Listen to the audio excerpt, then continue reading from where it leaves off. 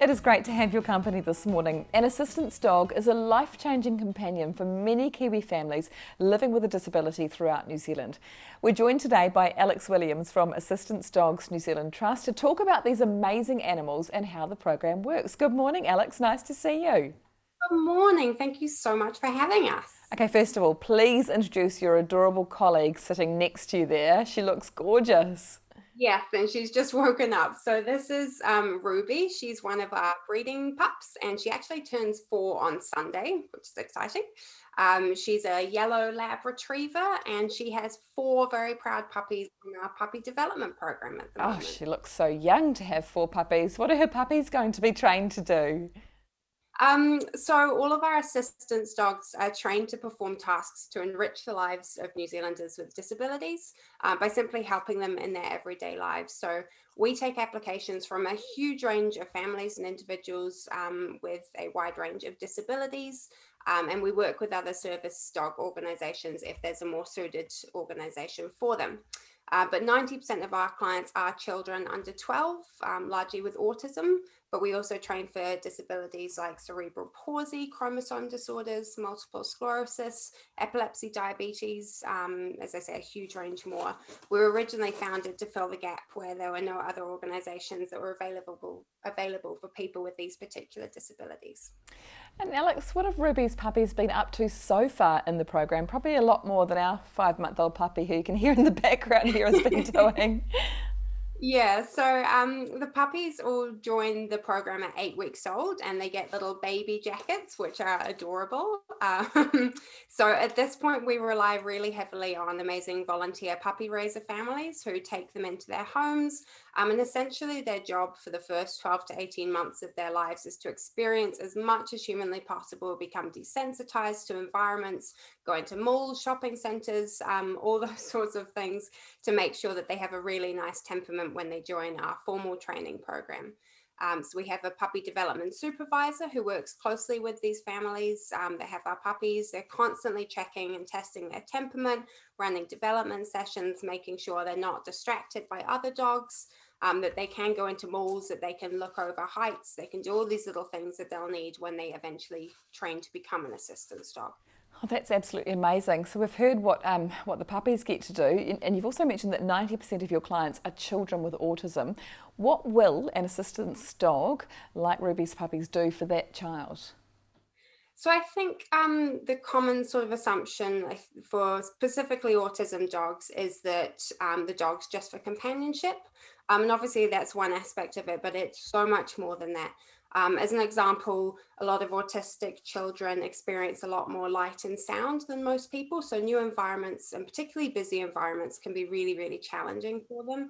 And a common response might be to try and run away, or they just simply won't cope. And obviously that's really challenging for a family and parents trying to deal with that. So a dog might be, in that example, tethered to the child using a special harness. So if the child does try to run away, they'll lie down and act as an anchor, which obviously provides safety for not only the child, but gives some much needed help to the parents who don't have to monitor their child every second.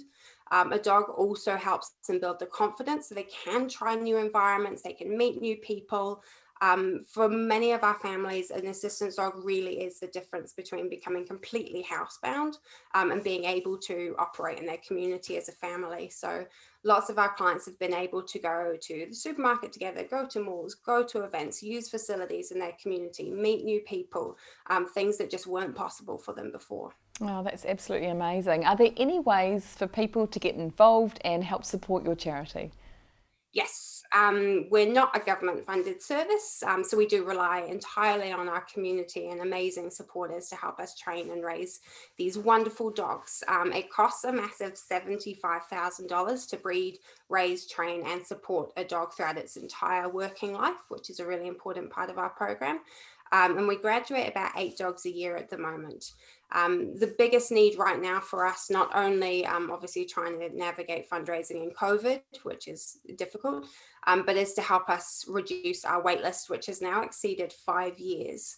As you can imagine, for children with disabilities, a 5-year wait is huge and can sometimes miss those key developmental years where a dog would have had a lifelong impact. So we desperately do need more donations, really, to be able to train more dogs and reduce that wait list as much as we can. Okay, tell us, where can people head to make that donation? So this week is our annual street appeal. We pushed it twice and finally COVID seems to allow us to do it. So we will be on streets throughout the country. Obviously in Auckland, we're doing it in a really COVID safe way, and considerations have been made. But if you do see our collectors, they'll be wearing bibs with this brand and have buckets. Some of them will have our dogs. Some of them might have their well-behaved pet dogs representing. Please give some donations when you see them. We would so value your support. Any change is gratefully received. But if you don't see anyone, then you can just head online. We're at assistancedogstrust.org.nz. We've got the appeal up there. You can make a donation online. Or if you want to join us for a longer period of time, we actually have a puppy sponsorship program, and Corfi, one of Ruby's puppies, is available to sponsor. So for $5 a week, people can follow her journey until she graduates. Oh, thank you so much, Alex, for all you do, and Ruby, and best of luck with the appeal. Oh, thank you. And now to some rescue pets from friendswithtales.co.nz needing a new forever home. Meet Molly, the 12-month-old Whippet Lab Cross, who's a bundle of energy and super smart. She's looking for a home to teach her and would love lots of company. Then there's beautiful Barney, who's a 9-month-old Staffy Cross in need of a loving home without cats and kids where he'll get ongoing training. Lovely Lucy is a 3-year-old American Bulldog Cross who loves to sleep in front of the fire or in the sun, walks and swimming, loves kids too, but will need to be in a home without any cats. And if you like beach adventures and playing tug, well then Ruby is the girl for you. She's dog and cat friendly, but would suit a home with older kids. What about smart cookie Kaz, who'll be a fun, lovable and playful best friend. She's 9 months old and is food motivated, so should be a breeze to train. Then there's gorgeous Gion in Rotorua, the 4-month-old puppy who's so sweet-natured and loves tummy rubs. He's just learning to walk on the lead and he's a little bit cheeky. But if you're looking for kittens to join your family, you'll love Bambi and Bob, the brother and sister duo that need to be home together on a rural property. And last but not least, our urgent rescue of the week is our puppy Gerbera. Look at those eyes. She'll be ready for her new home in a few weeks' time. And if you can give a new forever home to any of our pets today, just visit friendswithtales.co.nz, where you can also support their rescue work by purchasing your pet needs through their online store. And if you need help to rehome your animals safely, please reach out to them.